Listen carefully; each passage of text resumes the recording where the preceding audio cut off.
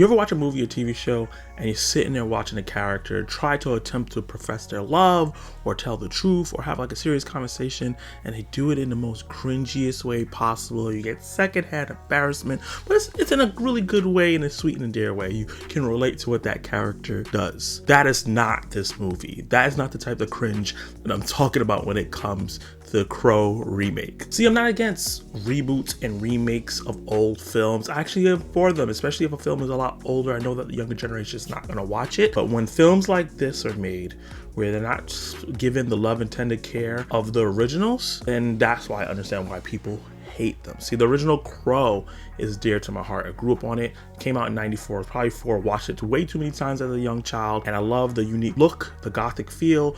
The soundtrack is iconic. The story and everything right there it was just really iconic at the time, and it's really a time capsule for the time period for the gothic grunge. I didn't expect this film to come in and just replicate it. It's a reimagination. All I was hoping for is this movie to capture the soul of the original one and make a 2024 reimagination of it. But instead, we got the most cringiest film that I've seen all year that would make The Big Bang Theory look like high art. Let's talk about it. The Crow is a 2024 reimagining of the 1994 cult classic starring Bill Skarsgard and FKA Twigs. These two soulmates, Eric Draven and Shelly Webster, are brutally murdered when the demons of her dark past catch up with them. Given the chance to save his true love by sacrificing himself, Draven returns to seek bloody revenge against the killers, traversing the worlds of the living and the dead to put the wrongs things right. I think Bill Skarsgard is a fantastic actor. His turn as Pennywise the Clown inside of the It movies, I thought was phenomenal. He did a really great job there. But over the past year, he's been in 3 action films: John Wick Chapter 4, Boy Kills World that came out this year, and now The Crow reimagination. And I don't think that's his genre. I feel like he doesn't have this aura or charisma that you need from an action star. He looks great. He has the physique that he needs to have. He's a pretty boy. The ladies love him. But there's something that you need to have, a certain charisma, not even just acting abilities, a certain charisma that you need to get attached to them. Whether it's a grungy character or someone that's even a little bit more likable, there's something stilted about what he does here that doesn't work. Everything feels just too calm throughout. There's no little subtleties of the rage behind his eyes or the sadness that you can maybe see falling over him. He's kind of just a barren wasteland of emotions for the most of the movie. And I think for a film about vengeance and revenge, you have to have that there for us to buy into your character. He's doing these action things, he's doing these supernatural things, but the whole time he just feels way too calm throughout the film. I never get that satisfying anger from him almost throughout the whole runtime of this film. His love interest, played by FKA Twigs, I think this is her second time she's ever been in a role, and she's not a bad actress. I think she understood the type of tone of the movie that she was in and how to convey the certain emotions. But just like most things in this film, she was undercutted by the undercooked script here. The things that they had to make her say in this film was some of the most cringiest things that I've heard in a movie all year. When people talk about bad dialogue, this is tops the list. And on top of all that, the editing for this film is god awful. The first 40 minutes of this film felt like they were trying to torture me. My eyes! My eyes! Oh my god. It will show a horse dying, and then it will show some random person scribbling in a book, and then it will show somebody laying prone position, and then it will show these two together having a quick talk in the cringiest way, and then it will show Bill Skarsgard's ass. And I was just like, what are you guys doing here? What am I supposed to be feeling in this first 40 minutes? I feel like this is the time for me to get attached to the characters, understand the world we're in, and it just was a jumbled mess where there was just so many moving parts and not enough breathing room in the first act for us to get attached or care about anything. With this cringy dialogue that made me roll my eyes, roll them. Impulsive script writing with one-liners, because for some reason no one in this movie can speak in a complete sentence. Pauses where people look at each other awkwardly.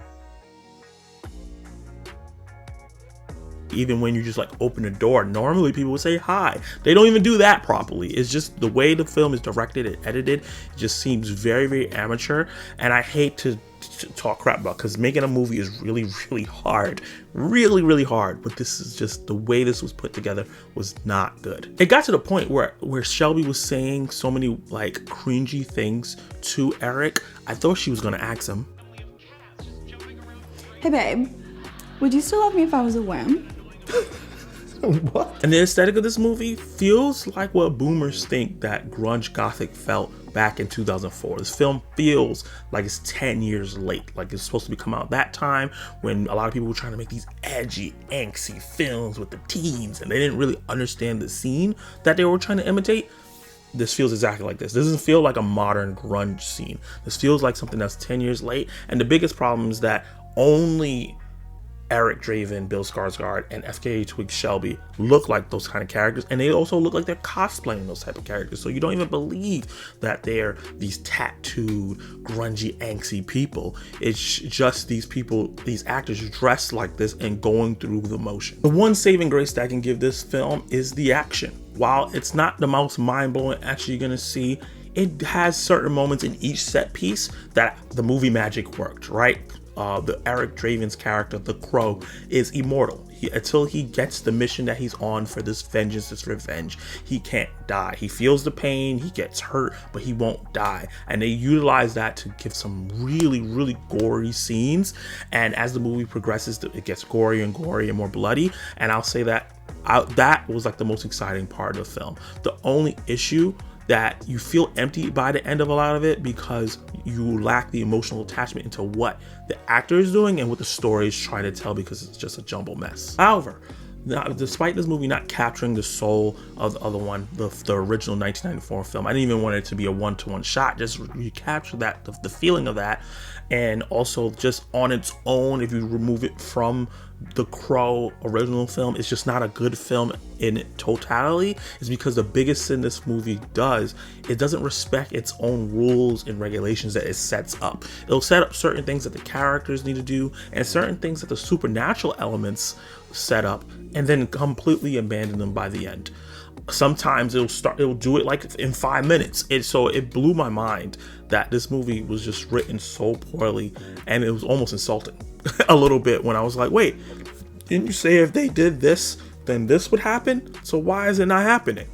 That's the kind of writing we have here. As soon as the first trailer images for this film came out, the hate train started, and I always like to be like going with an open mind and see the good in films. If you've been on my channel or watch reviews a lot, I always try to find the positive in each film, but there's so much to hate about this film that I could probably go on an hour about everything that was bad, and there's not much to praise. Unfortunately, this is soulless, it's not stylistic, the performances are stilted and not great, and everything feels arbitrary. It's very, very fortunate. Even though it has some really great action in it, it's not worth going to check it out in the theaters. So I would say, don't walk away, run away from this film and go watch something else, because it's not worth your time. And with that said, I'm gonna give The Crow Reimagination, remake, reboot, whatever they want to call it, an F. Did you like it? Did you hate it? What would you rate The Crow? Were you a fan of the original film, or is your first time seeing anything from The Crow? Drop all your comments down below and let me know. Like the video if you liked my review. Attack that subscribe button and hit the notification bell so you can notify my reviews, reactions, live discussions, and much, much more. You can watch more content right now.